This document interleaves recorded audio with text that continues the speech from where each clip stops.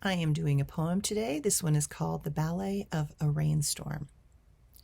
Beneath the heavens' weeping gaze, droplets descend in a rhythmic maze.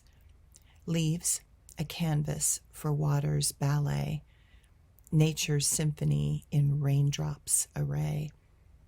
A fragrance rises, wet foliage's embrace, whispers carried by the wind's gentle grace. Life's vapors ascend a silent prayer, new beginnings born in the moistened air.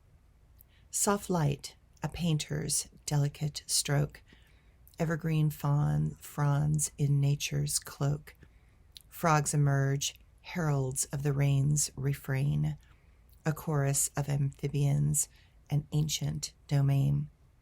In the flickering firelight's tender glow, a sanctuary beckons, a haven to know. Smoke and fog entwine in a mystic dance, nature's alchemy, a fleeting trance.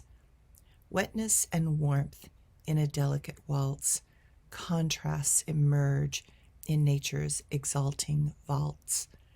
Love and patience, like whispers in the mist, a symbiosis in the rain's sweet tryst.